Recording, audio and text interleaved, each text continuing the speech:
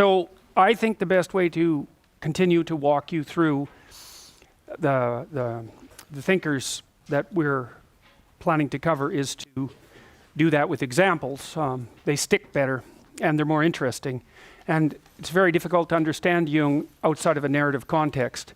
And so I'm going to walk you through The Lion King today. How many of you have seen The Lion King? Yes. So how many of you haven't? Right. Okay. So you obviously were raised in a box somewhere out in the middle of a field. So anyways, it's an amazingly popular animated movie. I think it was the most highest grossing animated movie ever made until Frozen, which I actually absolutely detested. But The Lion King is actually consciously influenced by archetypes as well as unconsciously influenced by them. So it's a bit of a cheat, I would say, in some sense, but for the purposes that we're using it for, I think it's just fine.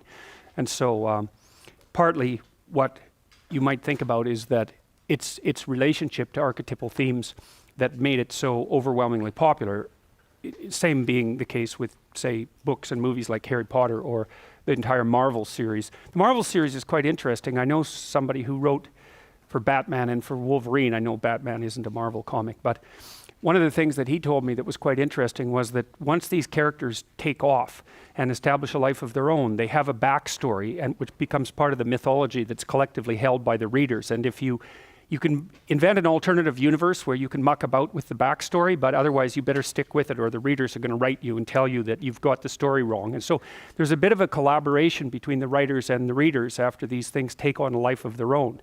And so, and of course, they tend to, the comic books in particular, tend towards mythological themes very, very rapidly. And so anyways, Carl Jung was a fascinating person, I think. You can read his autobiography/biography, which is called Memories, Dreams, and Reflections, which in many ways I think is an unfortunate book because it's usually the only book that people read that is more or less by Jung. And it is more popularly accessible, which is probably a good thing, but it's also, it's not as rigorous as his other books. And so the problem with someone like Jung is you kind of have to read him as much as you can in the original because interpreting him is not a very straightforward matter. He was a very visionary person, by which I mean he had an incredible visual imagination, and he used that a lot. He used it in his therapy practice. I believe that most of his therapy clients were high in trait openness. I have a lot of clients who are high in trait openness. They kind of seek me out because I'm high in trait openness, and they watch my videos and that sort of thing, and they're interested in what I'm doing. And many of them are astute dreamers and prolific dreamers. And many open people, in my experience, have archetypal dreams. Whereas people who are lower in openness, they either don't dream at all, or they don't remember their dreams as much, or they're not interested in them, and they're not interested in the mythological underpinnings of them. So I've taught psychology, roughly speaking, to many different types of people, including lawyers and physicians, and they tend to be higher in trait conscientiousness than in openness.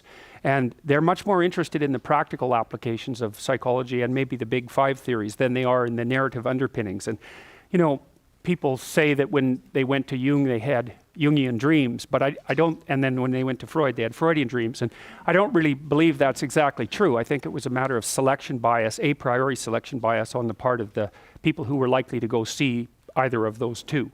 And so, but I've been struck by some clients in particular how unbelievably continually they can generate deep archetypal dreams with a really coherent narrative structure. It's really phenomenal, and how revealing those dreams are. Problem with archetypal dreams is that they're not really personal, right? So if you're looking for a personal way out of a situation, an archetypal dream doesn't help you that much because it gives you the general pattern rather than a specific solution to your problem. But a good dream will do both at once. Anyways, Jung was an astute student of Freud's. We'll cover Freud next, although generally in personality courses the order is reversed. It's Freud first and then Jung because of the temporal order of their thought.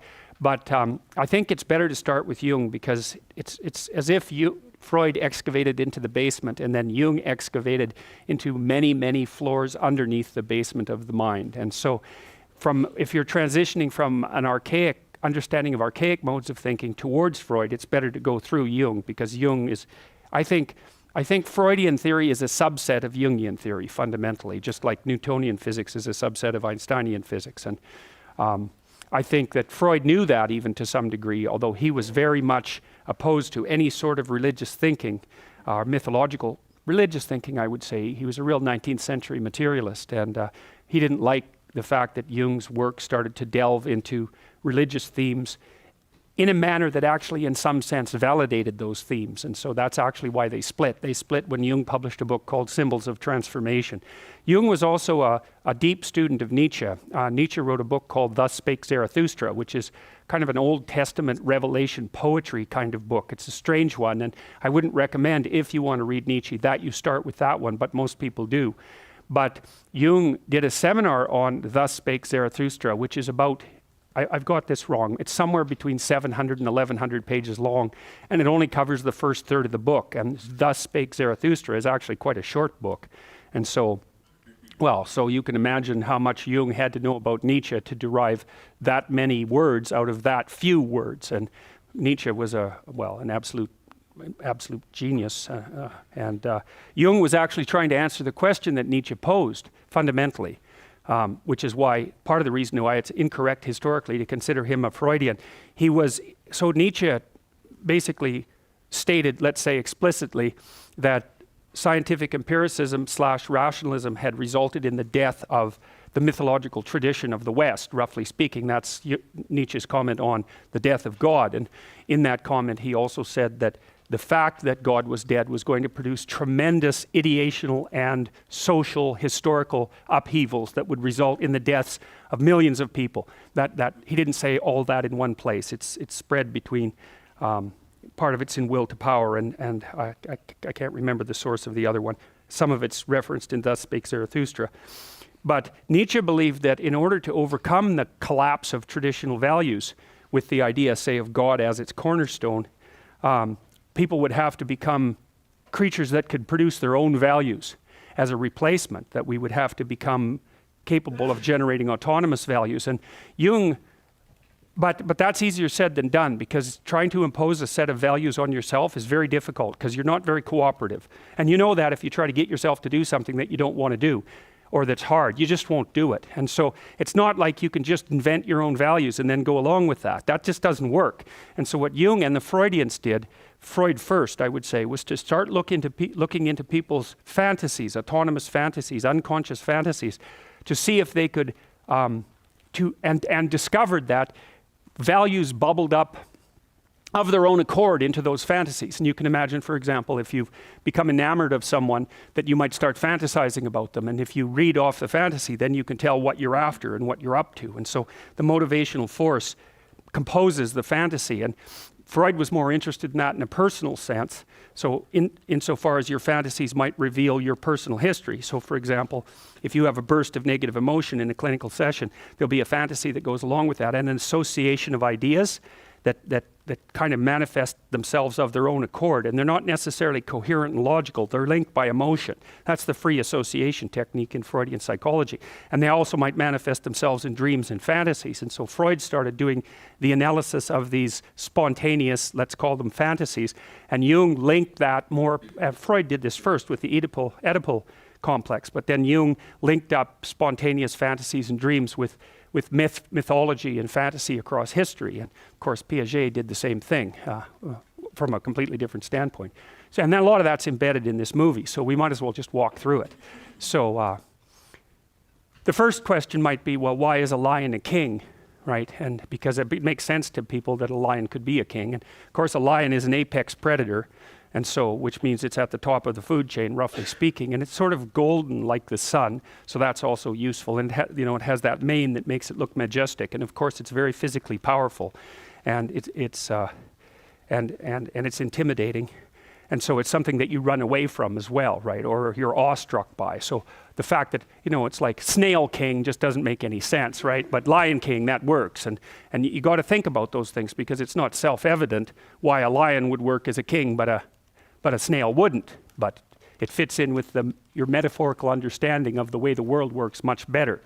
And so the Lion King makes sense. And when things like that aren't rationally self-evident make sense, you have to ask yourself, in what metaphorical context do they make sense? So you have the Lion King. Now the movie opens with a sunrise, and the sunrise is equivalent to the dawn of consciousness, so that in many archaic stories, the sun was a hero, like Horus, if I remember correctly, was a solar king, but Apollo in particular, but Apollo, Greek myth. The idea was that the sun was the hero who illuminated the sky and the day, and so heroism and illumination and enlightenment are all tangled together metaphorically. And then at night, what would happen would be that the sun would fight with the dragon of darkness, basically, or with evil all night, and then rise again victorious in the morning. And so it's a death and rebirth theme, and it's very common mythological theme.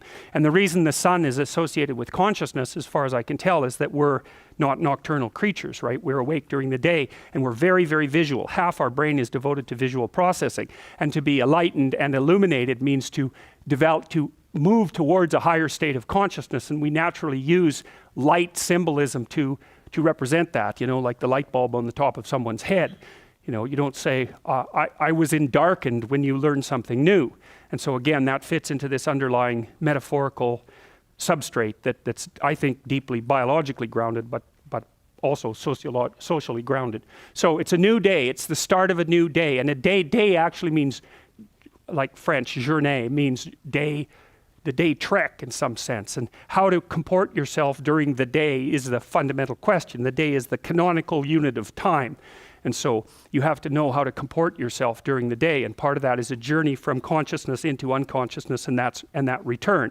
So like Apollo, you descend into unconsciousness and then reemerge. And of course, that's not metaphorical at all. That's exactly what you do. You descend into the underworld of darkness and dreams, and strange things happen down there. And then you awake, if you're fortunate or unfortunate, depending on your state of mind, you awake in the morning and it's a new day, right? And so the dream world seems to help you sort out your thoughts, by the way. If you keep people awake for an extended period of time, then they lose their minds, essentially. The unconsciousness and the dream state seem absolutely critical in the maintenance of mental health, although people don't exactly understand why. It looks like dreams might help you forget, because forgetting is really important. You just can't remember everything that happened to you. You get so damn cluttered that you'd fall apart. And so you reduce things to the gist, and when you're doing that, you pack them in. It's like you compress them in some sense. You pack them into a smaller space and get rid of everything that isn't relevant. And the dream seems to not be part of that. It also seems to be a place where you deeply encode learning that might have been done that day, which is something that Freud actually noted in his Interpretation of Dreams, which is a great book. If you're ever going to read a book that Freud wrote, The Interpretation of Dreams is the proper one to read. In my estimation, it's a brilliant book. And it laid the groundwork for a lot of what Jung did. And so anyways, that's how the movie starts, and the animals come out into the light, and that's a metaphor for the dawning of consciousness, to come out into the light where you can see. And so this is a baby giraffe, and babies emerge into the light, roughly speaking, and that's like I said, that's a representation of the emergence or expansion of consciousness. And so this is how the movie starts. It starts with very expansive music as well, celebratory music. And that's to indicate to you, to set the tone for the movie, but also to indicate to you that you're about to watch something of import. And the opening scene is actually a real scene of genius in my estimation. The animators did a great job, and it goes along very nicely with the music. And so you see this lit place, and then you see this rock, Pride Rock, I believe it's called, in the middle of it. And it's the center. It's the center. It's like the spot that's marked by a cathedral, which is an X or a cross, and you're right in the middle of that.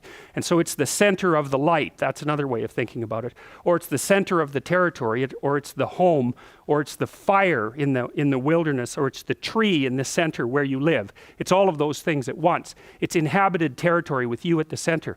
And the rock represents tradition, because people tend to inscribe their traditions on rock, right? Or to build them into rock, like the pyramids. So you could think about that as a pyramid, as an Egyptian pyramid, and it's the right way to think about it. You could also think about it as a dominance hierarchy with the apex predator at the top, and that's the lion. So it makes sense that the lion would be in the light on the rock. That's a pyramid in the middle of the territory, right? That makes sense to people psychologically. So, because that's what the state is. The state is a hierarchy with something at the top that occupies a space that has been illuminated and made safe by consciousness. That's what the state is. And that's all represented right away in this movie. And all the animals come to observe what's happening in the pyramid and at the top, because they need to know what happens at the top, partly to organize their world, that's the pyramid, but also to see how the organizational principle works. And that's why they're all gathering.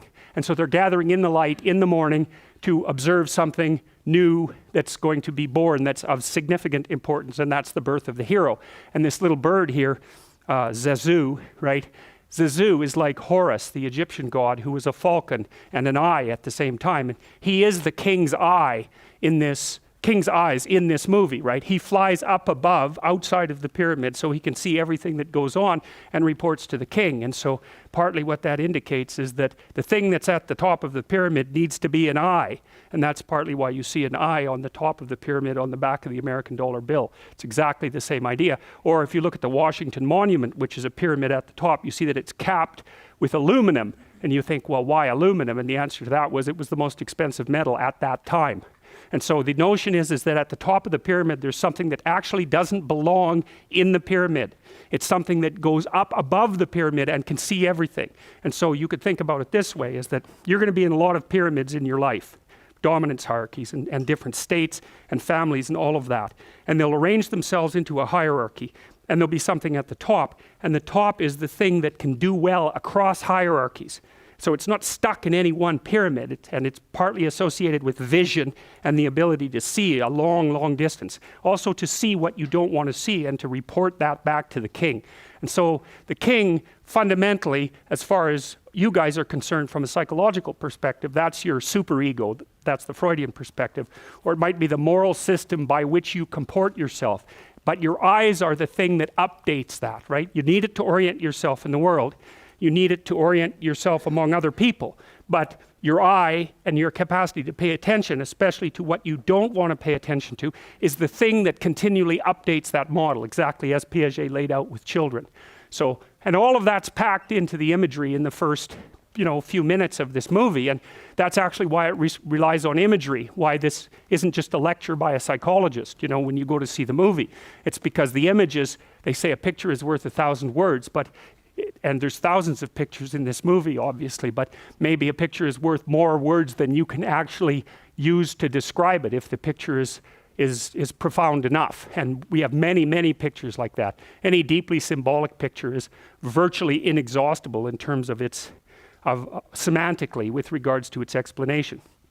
Images are very, very dense. So anyways, the animals all gathered. Now the animals are also id representations from the Freudian perspective, and the id is the part of your psyche from the Freudian perspective that's animalistic and full of implicit drives, sexual and aggressive in particular, as far as Freud was concerned. And that's because those two drives, say unlike thirst or hunger, are much more difficult to integrate into proper social being and tend to be excluded and left unconscious.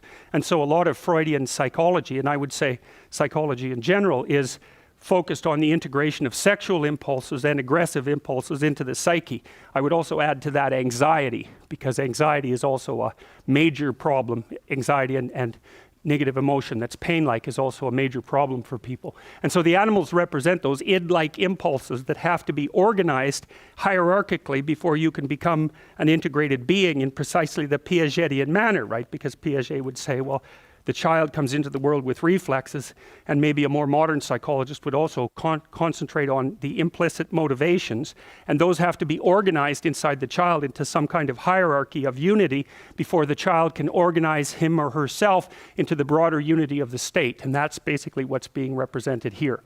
And so Zazu, the eyes of the king, comes to check out the king, and that's, what's his name? What's the king's name? Mufasa, yeah, and he's a very regal-looking person, lion, and he stands up straight and tall, and that means that he's high in serotonin, because serotonin governs postural flexion, and if you're dominant and near the top of hierarchies, you tend to expand so that you look bigger than you could if you shrunk down. And so if you're a low dominant person, you wander around like this so that you look small and weak, and you don't pose a threat to anybody, but if you're at the top, you expand yourself so that you can command the space, and that's why he has that particular kind of regal posture. And if you look at his facial expression, you see that it's quite severe. He's capable of kindness, but he's also harsh and judgmental, and that's what society is like. That's what the superego is like. And what that means is that he's integrated his aggression. And I've seen this happen in my clinical clients when they come in and they're too agreeable. They look like Simba looks later in the movie when he's an adolescent, and he's sort of like a deer in the headlights. Everything is coming in and nothing is coming out. But when the person integrates their shadow and gets the aggressive part of themselves integrated into their personality, their faces harden. And if you look at people, you can tell, because the people who are too agreeable look childlike and innocent, and the people who, well, a hyper-aggressive person will look, mean and cruel. But let's see if that's good. That's still working. So, but I've seen people's face change in the course of therapy, men and women. So, and what happens is they start to look more mature, and it's more like they're judging the world as well as interacting with it properly once they integrate that more disagreeable part of them. It's very, very necessary, and that's part of the incorporation of the Jungian shadow, or the incorporation of the unconscious from a Freudian perspective. But old Musafa there, he's already got that covered. So, and he's capable, obviously he can smile, and he's capable of the full range of expressions, but he's a tough-looking character. And now, the baboon here, who's supposed to be basically just a fool when the story was first written, he turned into what's essentially a shaman across time. So he represents the self from the Jungian perspective. Now, the self is everything you could be across time. So you imagine that there's you and there's the potential inside you, whatever that is, And potential is an interesting idea because it represents something that isn't yet real, yet we act like it's real. Because people will say to you, you should live up to your potential. And that potential is partly what you could be if you interacted with the world in a manner that would gain you the most information. Right? Because you build yourself out of the information in the Piagetian sense. But it's deeper than that too, because we know that if you take yourself and you put yourself in a new environment, new genes turn on in your nervous system. They encode for new proteins. And so you're full of biological potential that won't be realized unless you move yourself around in the world into different challenging circumstances, and that'll turn on different circuits. So it's not merely that you're incorporating information from the outside world in the constructivist sense.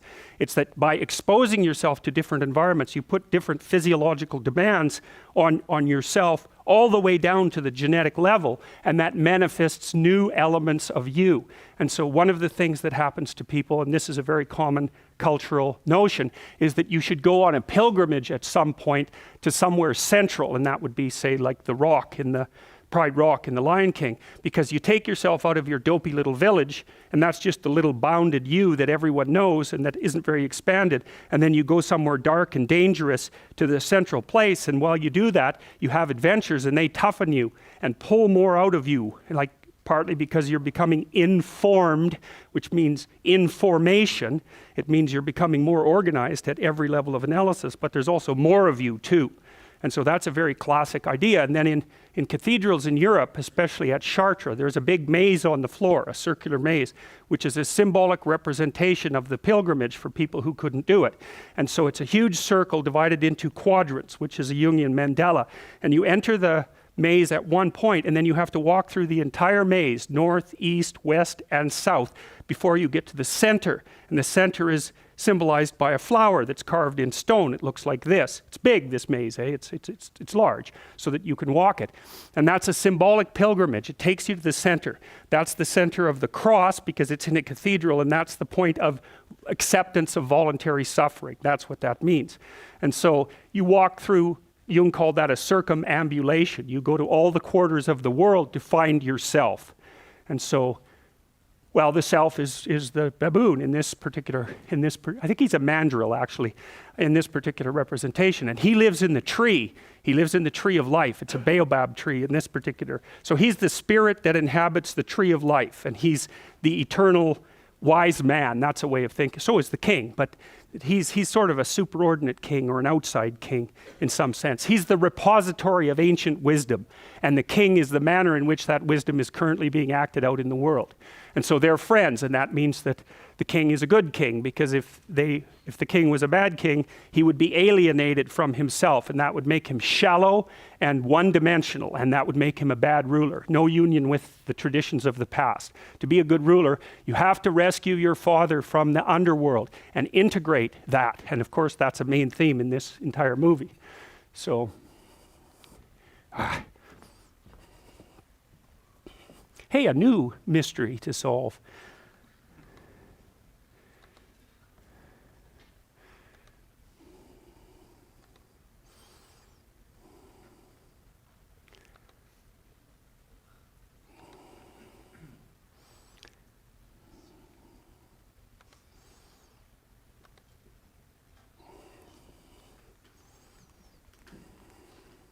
Okay, so the hero is born, and that's what the rising sun represents, and everybody goes, oh, isn't that cute? And the reason for that is because you're biologically wired, especially if you're agreeable, to respond with caretaking activity to cuteness. And cuteness is button nose, big eyes, small mouth, round head, symmetry, and helpless movements. And you'll respond to that across the entire class of mammalian creatures, even maybe down to lizards, Isn't that cute? No, it's a lizard, but So that's an archetype as well. That's the archetype of the vulnerable hero the vulnerable hero newly born, and that should invoke a desire mostly on the part of males to encourage, and mostly on the part of females to nurture.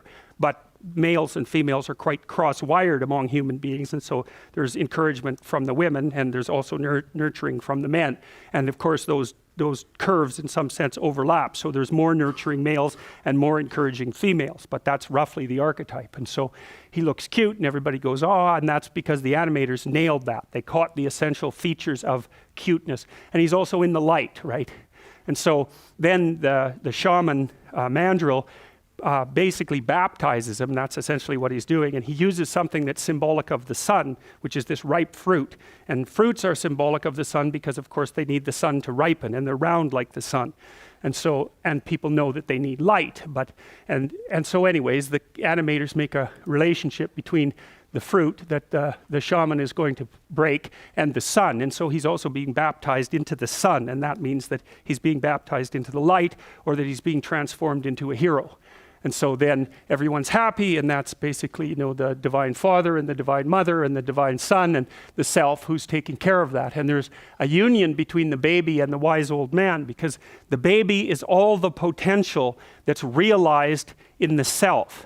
And there's an old idea that the way to full maturity is to find what you lost as a child and regain it. It's a brilliant idea, and that echoes through myths all over the world. And that means you have to regain your capacity. Once you're disciplined and you know how to do something, you have to regain your capacity for play and sort of for wide-eyed wonder.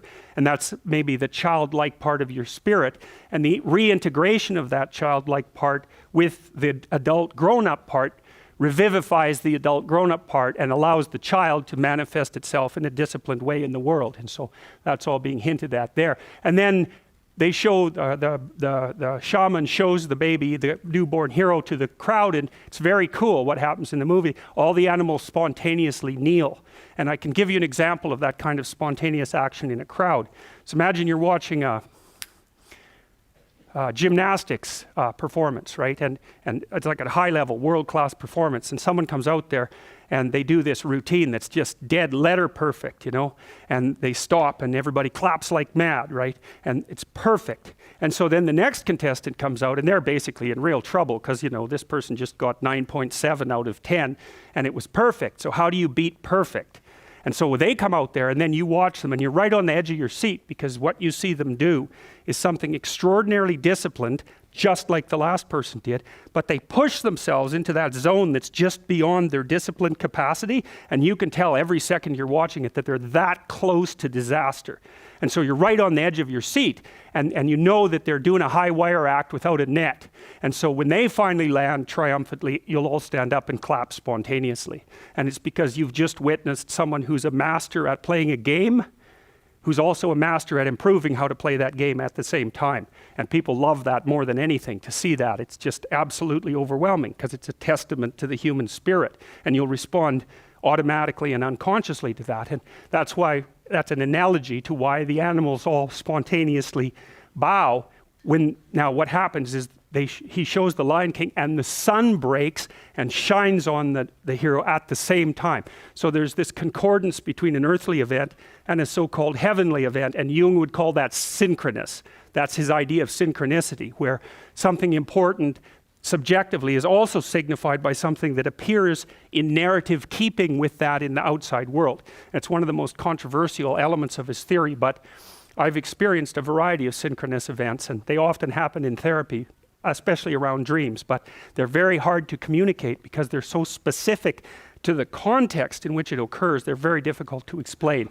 So anyways, it's the synchronous event that drops all the animals to their knees. So there's the sun coming out and there's shining on them, and all the primates go mad for that, and that's of course exactly what we do when we applaud. And then we switch to Scar. Now Scar is Mufasa's brother, evil brother. The king always has an evil brother, and so does the hero. The hero always has an adversary, and the reason for that is the king always has an evil brother, and that means that the state always has a tyrannical element. And the tyrannical element exists for two reasons. One is the state deteriorates of its own accord, and that's an entropy observation. What that means is that the state is a construction of the past, right?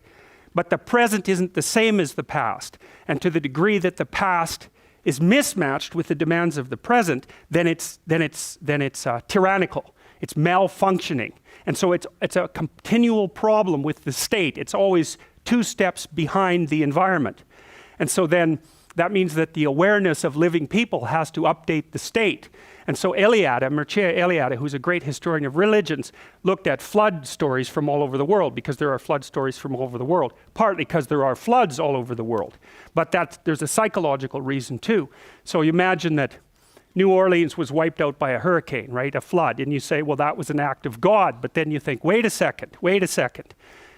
They knew those damn dikes weren't going to hold. They knew they weren't built strong enough. They took the money that was allocated to the dikes and spent it badly, and that was willful blindness. And so you could say that it was God who caused the flood, so to speak, metaphorically, but you could also say that it was the degeneration of the state and the willful blindness of the politicians that caused the flood. In Holland, they built the dikes to withstand the worst storm in 10,000 years. In the southern US, they built them to withstand the worst storm in 100 years. And they knew that that was insufficient. And so the flood, if there's a flood, well, you can say, well, that's an act of nature, but you can also say, just wait a sec.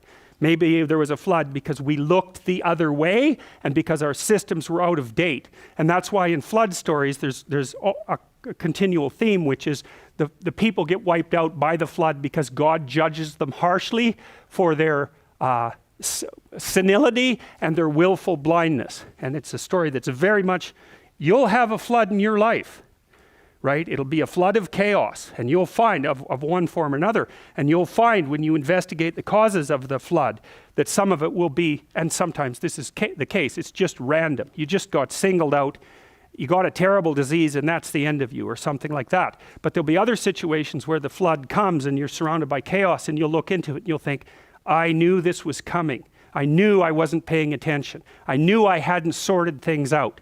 And the consequences of that will have cascaded and wiped you out. And then you're in real trouble, because not only did you get wiped out, but you also know it's your fault. And that is not a good thing. That makes you bitter and resentful and murderous when that happens. So anyway, Scar is scarred, right? So what that implies is he's had a pretty rough life, and he's kind of skinny, and he said he was born in the low end of the gene pool, and so he has reasons to be resentful. He's also hyper intelligent and rational, and it's one of the things you see very commonly about the evil adversary of the state or of the individuals, often intelligent and hyper rational. And the best commentator on that was probably John Milton in Paradise Lost, because that's how he represents Lucifer, or Satan, who's the spirit of rationality and enlightenment, strangely enough, hence Lucifer, the bringer of light. And the reason for that, as far as I can tell, and this is something that Milton figured out when he compiled all these ancient stories about evil and tried to make them coherent, was that the problem with rationality is that it tends to fall in love with its own productions. Right? And so then it comes up with a theory, and it makes that a totality. and then it won't let go. So the rational mind has a totalitarian element. And we know that to some degree because that kind of rationality seems more left hemisphere focused, and the left hemisphere tends to impose structured order on the world and be updated by the right hemisphere. And the right hemisphere generally updates it with negative information and with fantasy. And so the left hemisphere will impose a coherent structure on the world, which is really necessary for you to live in it. But the problem is there's a tension between coherence and completeness, and that's partly why you need two hemispheres. You need one to represent the world, and you need one to keep track of the exceptions and to feed those slowly into the representational system so that it can stay updated without collapsing into complete chaos. So anyways, Scar. And he's got this like droopy mouth and this whiny, arrogant voice, and he feels hard done by, and he's resentful. And in classic hero stories, stories of the state as well, so this is an Egyptian take on it. Osiris was the god of the state, and Set, who later became Satan, that name became Satan as it transformed through Coptic Christianity. Osiris had a brother named Set, and Set, he didn't pay attention to Set, enough attention. And Set was always scheming to overthrow the kingdom, just like Scar is. And the Egyptians said straightforwardly that the reason that Osiris got overthrown by Set, he got chopped into pieces, and his pieces distributed throughout the state in the mythological representation. And those pieces were actually the provinces of Egypt, technically speaking. So, and that's what the Egyptians thought, so that's quite cool. But the Egyptians said explicitly that the reason that Osiris got overthrown by Set was because he was willfully blind. Old, senile, and willfully blind. Same idea as the flood myth. You don't see that quite here because Mufasa is sort of onto Set or to Scar, but Scar is more treacherous than Mufasa believes, and he gets at Mufasa by going through his son, by playing on the impulsivity and juvenile qualities of his son. And so obviously, there's some antagonism between these two, as you can see by their facial expressions there. And there's the good example of Scar. You know, he's got that droopy, kind of whiny, malevolent face and that malevolent voice that Jeremy Irons pulls off so incredibly well. And he's always skulking. He's a creature of the night. He always skulks around. He's not a creature of the day in any sense of the word. And, you know, obviously, Mufasa is golden like the sun, and Scar is dark like the night. That's another clue, another hint. Okay, there's the tree. That's the tree of life. We already talked about that. I think that represents the multiple levels at which you exist simultaneously, all the way from the subatomic all the way up to the cosmic, so to speak. And that's a different kind of dimension. And that's the place that the self inhabits, and it can kind of move up and down those dimensions. But anyways, the shaman lives inside that tree, and that's our first introduction to him, basically. But he's the spirit of the ancient tree. That's another way of thinking about it. It's a very, very common element in stories, right? The spirit of the ancient tree. And so, all right, so now Mufasa has taken Simba up to the top of the pyramid, right? So that's the aluminum place, let's say, or the place of the eye where you can really see a long ways. And he's explaining to him what his kingdom is going to be. And you see the sun, of course, appears at that to begin with. And that's another hint about being at the top. That's the illuminated part of the pyramid. And so they're up there talking. And what Mufasa tells Simba is that his kingdom is every place the light has touched. And that's so brilliant. So one of the things you'll notice if you move into a new apartment, you're like a cat. Cats don't like changing houses, and they have to zoom around in every corner to see exactly what the hell's going on there before they calm down. They need to know where they can hide and where the potential dangers are. And what you'll find if you move into a new place, that you will not be comfortable there until you've investigated, potentially cleaned and repaired every single square inch of it. The more attention you pay to it, the more it'll become yours. And that's far more than mere like material ownership, which is also relevant. But in order to feel comfortable somewhere and to dominate that place, to be enmeshed in that place, you have to attend to it. You have to shine light on every corner. And you have to do that with yourself and with your relationships as well. And so anyways, Mufasa tells Simba that his kingdom is everything that the light shines on. And that's exactly right. And then there's a metaphor there too, which is that what you've shone light on, which is what you've come to understand and master, is surrounded by an other world of all the things that you don't understand. and some of those would be natural things, and some of them would be tyrannical things, and some of those would be things you don't want to know about yourself, but they're outside of where you've managed to shine the light. And so that's exactly what Mufasa tells Simba. He says, we live in this pyramid, we're at the top, there's a domain of light around it that's explored territory. Outside of that, there's unexplored territory, and that's partly the unconscious, because you fill it with fantasy, and it's partly what you just don't know. And then Mufasa tells Simba, and it's sort of like God telling Adam and Eve in the Garden of Eden not to eat the apple. Mufasa tells Simba, there's this outside place that's dark, that's not part of your kingdom, and you should not go there. And that's really interesting, because Simba doesn't even know about that place yet. And so Mufasa is doing something very contradictory there. It's like telling him that it exists, and heightening his curiosity, but also saying that he shouldn't go there, almost ensuring that that's exactly what Simba is going to do. You see this in the Pinocchio movie too, where Pinocchio is planning to jump into the ocean to go get Geppetto from the underworld, and he's following, his conscience is along with him, Jiminy Cricket, and the cricket is warning him about all the dangers that he'll face down there, and telling him that he will be fish food personally. And while he's doing that, Pinocchio ties a knot around his donkey tail around a rock so he can sink, and the little cricket helps him tie the knot. So while he's warning him about the adventure he's going to undertake, at the same time he's encouraging him to do it.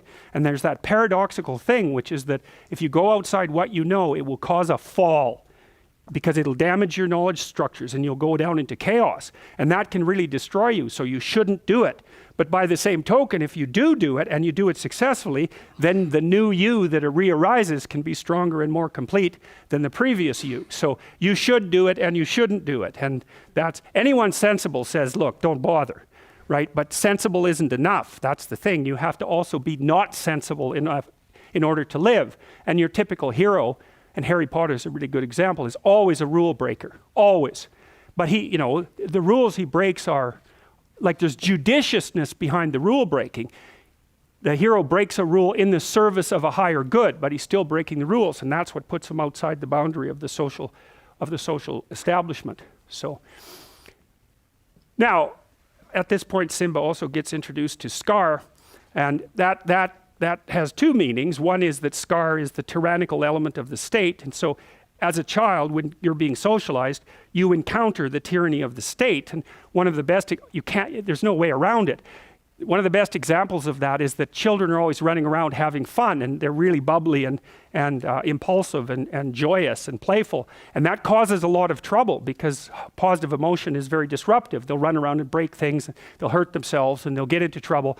And so you're always saying, calm down, sit down, behave, don't do that. And it's not because they're crying or angry, it's because they're so damn happy and impulsive that no one can stand them. And so that's a tyranny. It's like the state puts pressure on you to regulate your emotions, positive, negative, and positive. And it crushes you. It crushes the life out of you, a lot of it. And so you end up, your age, and you're all mopey, because especially because you've been forced to sit down in school for like 17 years.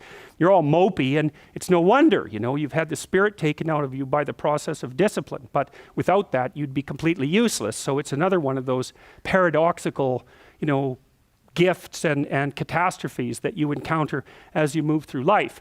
So anyways, Simba, look at how happy he is, I mean, he doesn't know a damn thing. He's so naive, you can tell by, oh, look, it's my Uncle Scar. It's like, and this is not a guy you smile at, clearly, but he's all positive emotion and joy and enthusiasm, and that's not good, because that means this character can take serious advantage of it, and that's exactly what he does.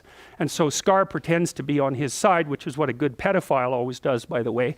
And so, you take advantage of the child's trusting nature and openness in order to exploit them. And that's what horrible people do, that all the time, including the parents of children and other children themselves.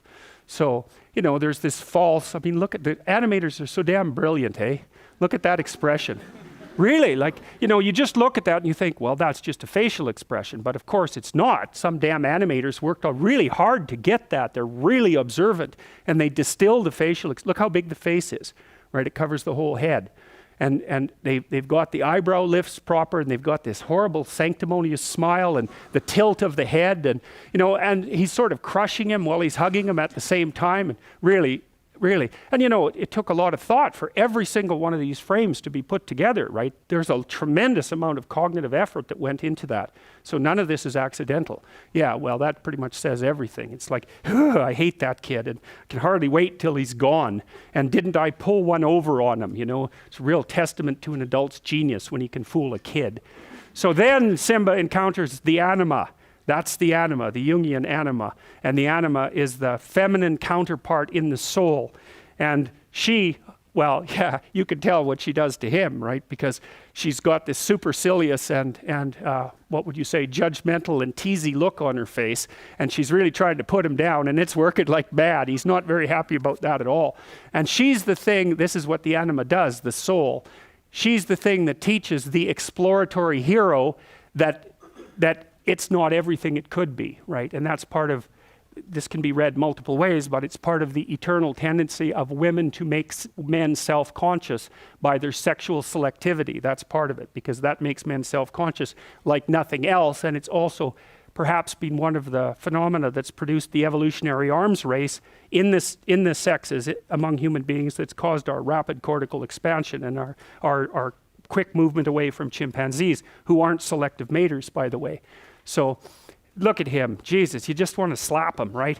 He's the son of a king, so he's very, very privileged, and he confuses his privilege with competence, which of course all of you do, because you're all sons of the king, which is why you can sit here in the university, and you confuse your privilege with competence as well, because has nothing to do with any of you that the lights are on and this place is so peaceful, right? But you take that for granted, and it can make you false and arrogant, like Jesus. That's just so sad. You look at that kid, you think he's in for real trouble, man. He thinks he knows everything. And of course, then he has a wrestling match with what's her name? Was it? Nala, yeah, has a wrestling match with Nala, and she just pins him every time, right? Got you again, pinned you again. And that's basically right. One of the things that happens with men when they meet a woman who they really desire and admire is they project an ideal onto her immediately. That's an anima projection. And then that anima projection judges them, and they act all inferior and stupid. And it's partly because they are. That's why. And so then they go down in defeat constantly to this thing that they're projecting, which at least has some concordance with the actual woman, but not that much.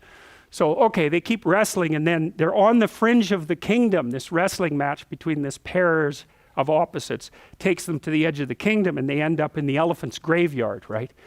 And there's bones everywhere. And so now they're out into the kingdom of death. And what that means is that these two kids, as they've grown up, encounter death, right? They go outside the light, and it's very, very shocking for them. They're very curious about it, obviously. They go to explore the skeletons and all of that, even though they were told not to. But their curiosity, they can't stay away from death. They're too curious about it. And so they develop knowledge of death. And then, of course, out there in the deadlands is where the hyenas are. And that's exactly right, because hyenas are scavengers, right?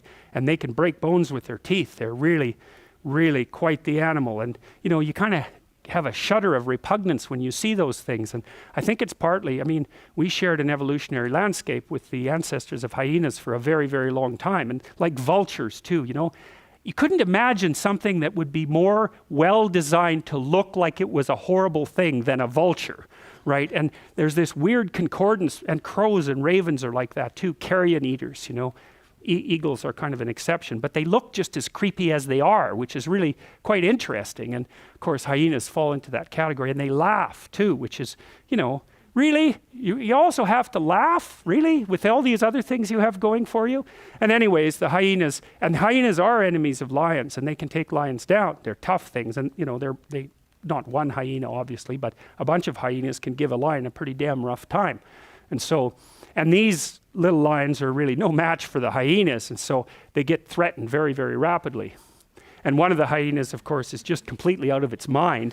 And one of the things that's really interesting, and you see this with the Muppets too, there was often a puppet that was like a crazy puppet, and its eyes would move in different directions. And one of the things that happens with people who are schizophrenic is they show involuntary eye movements. And it's because you have a brain center that controls your eyes voluntarily, and you have another one that controls them involuntarily. So you can see that. Look ahead and try to move your eyes smoothly back and forth. You can't do it. You'll see that they jerk, hey? But if you put a finger in front of your face and then do this, they'll move perfectly smoothly, and that's because you're using different eye control centers, one voluntary and one more involuntary, and the involuntary one is actually more sophisticated.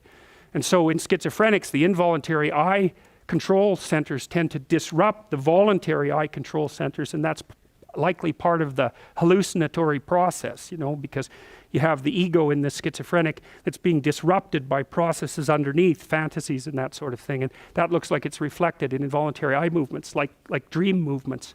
So anyways, so much for the crazy hyena, and they're in real trouble. Now the king's eye, who's supposed to be keeping an eye on this and was supposed to be watching Simba, is trying to intervene, but I mean, look at him.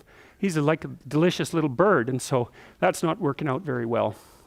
Anyways, and then you see this immediate juxtaposition of the domain of death and the hyenas with hell, right? And everyone looks at that and they think, well, they know exactly what that means. It's no surprise to anyone that that happens. And I suppose that's partly because on the veldt, where we evolved in large part, but not by no means all part, fire was an ever-present danger in the grasslands, right? And so that's a good example of hell. So, well, I guess that's it. We'll do some more of this when we meet on Tuesday. Bye.